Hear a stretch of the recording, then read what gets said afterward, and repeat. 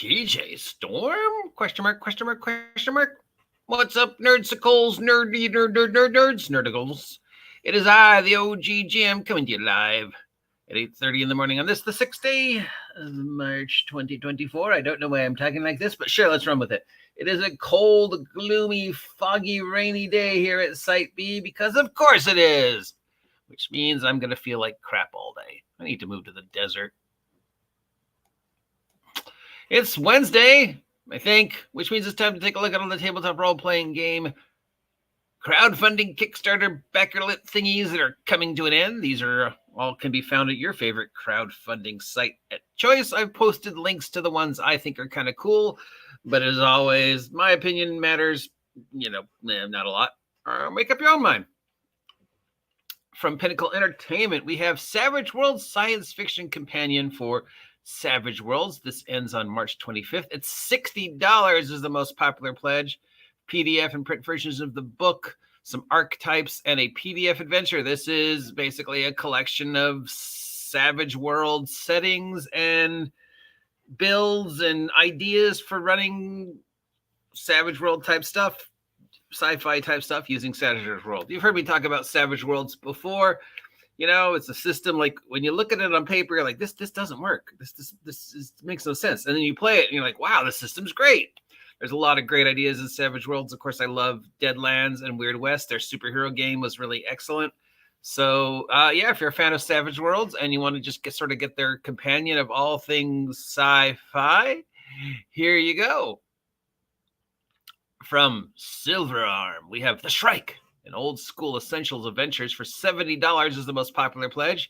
This ends on March 15th. $70 gets you the digital and print version of the book, a map, a pamphlet, a postcard, and a patch. Speaking of postcards and patches, hey, I'm still waiting for my physical copies of that Knave second edition I kickstarted last year. So this is a old school essential D20 OSR type adventure. It's a sandbox where you go and explore a mountain and deal with big mega structures and crumbling stones and oceans and 40 new monsters. Doesn't really say what the plot is, other than it apparently features a abandoned fragment of hell and a giant sword, obviously named The Shrike. But anyways, it's a point crawl, procedurally generated, depth crawl, there's a new word, mega structure, rivers of bloods, I don't know. $70 for just an adventure, though, sounds a little weird. From Dream Realm Storytellers, we have Echoes, a shattered setting and adventure for 5e. This ends on March 21st. It's for 5th edition or any D20 game. $24 gets you the PDF of both books. It's a massive campaign setting with new rules for 5e. It's a 26 pocket dimensions within the astral plane that are sort of connected, and you have to go and explore them and help the victims and try and get the shattered universe back together, kind of thing. So Planescape, probably better than the existing Planescape. So good luck with that, guys. From Onyx Path Publishing, our friends over at Onyx Path, we have Curious Cats of Mao tabletop role-playing game. This ends on March 21st, and it's for Pugmire. It's $55 is the most popular pledge. It gets you the PDF, the POD discount coupon, and a print version of the book. Nice. So you could get the print version of the book, PDF of the book, and if you want a second copy, here's the coupon to get a discount on the second POD. So this is Realms of Pugmire, which is a fantasy tabletop RPG using D20 where you play dogs and cats in a post-humanity world. So if you have dog or cat-like, you can play as one of those, best and worst of your favorite pets. So this is adding a new one, the Curious Cats of Mao tabletop role-playing game. So this one's going to be more cat centered instead of dog centered, because that's what we always want is a role-playing game about cats and how well cats could work together in an adventuring party. Ooh, what's that? Knock it over. Ooh, that looks important. Knock it over. From Gallant Knight Games, we have Path of the Armthar. This is a classless D20 system, core rulebook. $30 is the most popular pledge, gets you the PDF and print version. This ends on March 12th. You are an Armin Thayer, a great warrior. Across the sea, a new world has appeared. You're going there. It's a strange new world, and you are not as a great warrior as you thought. You can play with or without a DM. It's solo play and duet pay. Classless D20 system. You can do solo round robin DM and more with D20 systems. Doesn't really tell me a lot other than it's basically you and a DM, I guess, and you go and you explore this new land and you find out you ain't as cool as you thought you were. And then you've got to do stuff in this land. I don't know. From Storytelling Collective, we have Chronoslip Temporal Campaign Setting for Level Up 5e from our good friends over at Level Up 5e. ENWorld, thank you as always, ENWorld, for providing these links that I use. This is for 5e. It ends on March 14th. $20 gets you the PDF of the book.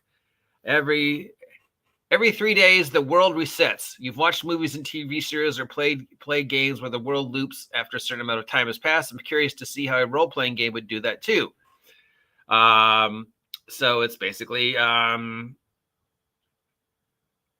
Groundhog Day fantasy, Chronoslip fantasy type thing. You know, you can do stuff, but nothing you do really matters because whoop, everything just goes back to where it starts and you have to start all over again. So I guess you have to try and find a way to either take advantage of this or stop it, you know, or unless you like living in a world where for 3 days you get to do whatever you want because you know at the end of the 3 days it resets and then everything's fine.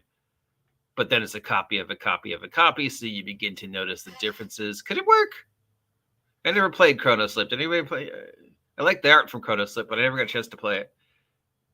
Groundhog Day as a fantasy campaign setting?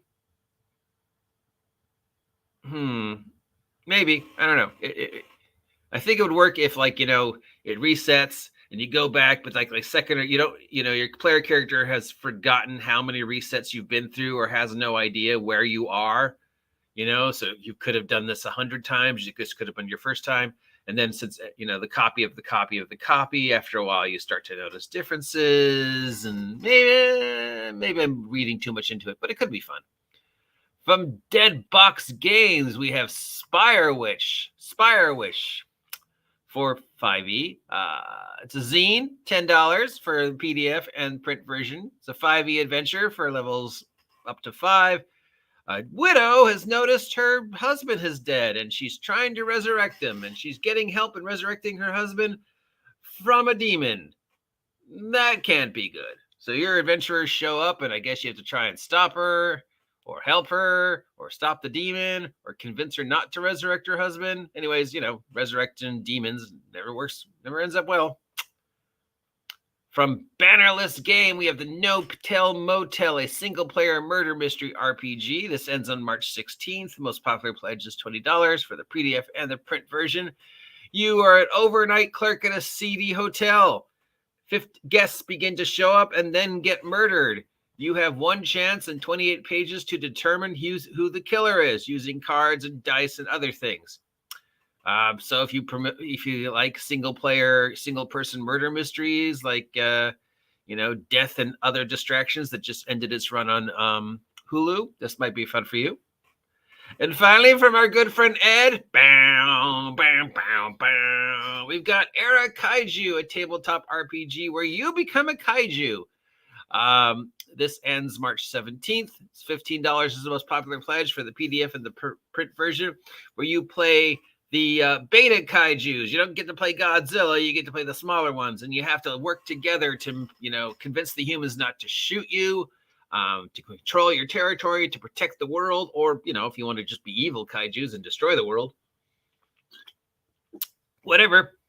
If you didn't get a chance, I interviewed Ed a few weeks ago to talk about this and to talk about the possibility of doing more takusaku with the, am I pronouncing that right? Takusaku with the era setting, and he's, who knows? I just sent him a few links this morning to help him begin his journey into the wide, weird, wonderful world of takusaku, or people in suits.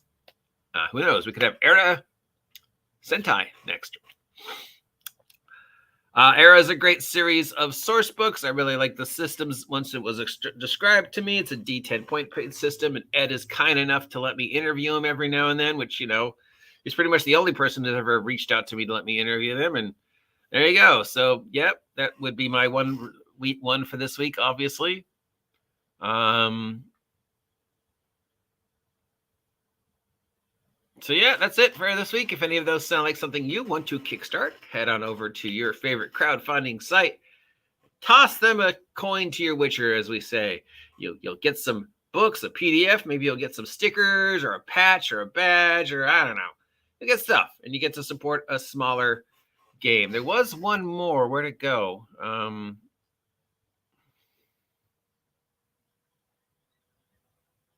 Oh yeah, this. Okay.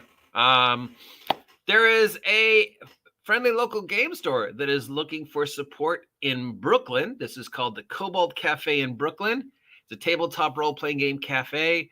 $100 or a local pickup gets you a sticker, pin, shirt, and custom dice. But more importantly, it makes sure that this game store stays open and can support the community of gamers in Brooklyn.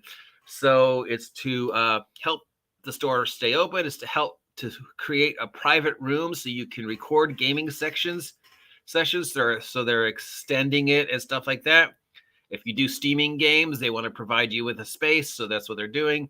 So yeah, if as I say time and time again, ignore every other Kickstarter. But if you see one of these kind of things, please, support them, even if you can only pass them on $1 or something. Because we need to keep our brick and mortar friendly local game stores open. So if you live in Brooklyn,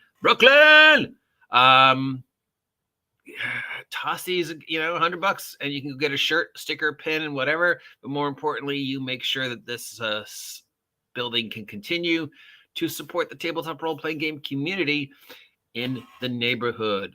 Yeah. Always highly recommend supporting those. Okay, now we're done. I knew there was one more.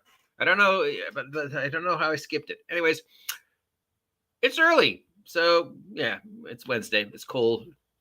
And that's about all I have to say, because I'm spitballing because I haven't had my coffee yet.